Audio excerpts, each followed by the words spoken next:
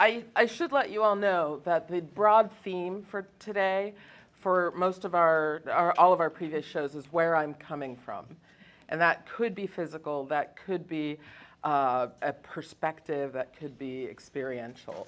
Slowly but surely, we will evolve into a group where we can talk about perhaps some issues that we don't all agree on. And so, but today we want you to listen intently to find out where our speakers are coming from, where you identify with them even. And as we move forward, I am pleased to introduce my dear friend, Marcella Holmes. And Marcella wants us to know about a long journey she took to Washington, D.C., where she attended a wedding.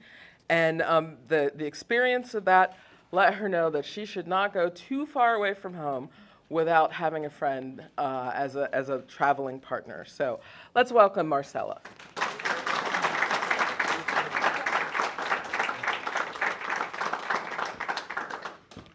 Good evening, everyone. Hello, my name is Marcella. I reside at the Allegheny East Commons. Before I say that, this story I'm going to tell you right now, it's heartfelt for me because I actually lived it.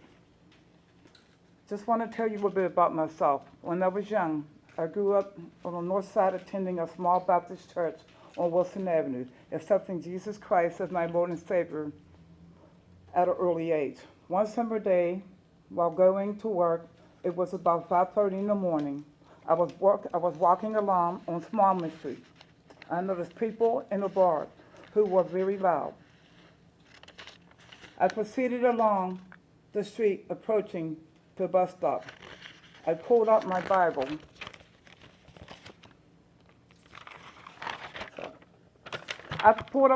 To begin to read. I suddenly heard a loud crash. It was the bar window breaking. The men were inside fighting. They fell through the bar window. They continued fighting in front of the bar. Suddenly, one of the men jumped up, ran back inside, and came back out with a gun. He pointed the gun at the man. I was watching everything that was going on at this point. 5 shots was fired, hitting the man in the chest. He slowly turned around, trying to walk away while holding his chest. His shirt was filled with blood. I could tell how much pain he was in. I ran to hide, but then I heard a soft voice.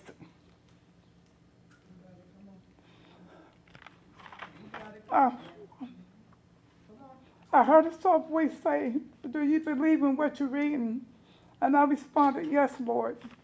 Then it came to me, "No weapons formed against me shall prosper."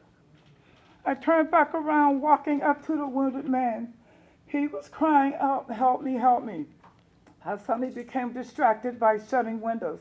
The people who was once there looking out was gone. I pulled out my phone and called the police. Sorry, Steve.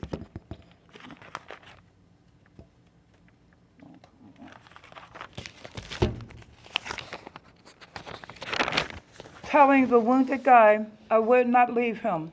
I was just calling for help. I looked up. The man with the gun was still standing there.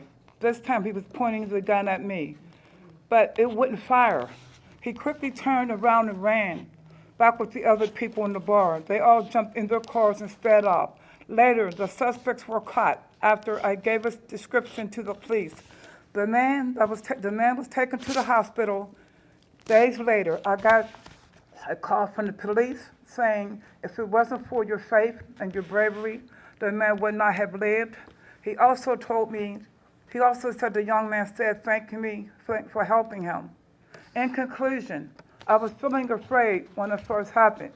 Then I felt brave, encouraged, and strengthened. If it wasn't for the Lord, I don't know what I would have done. But now today, my faith is stronger than ever, and I endure it till the end.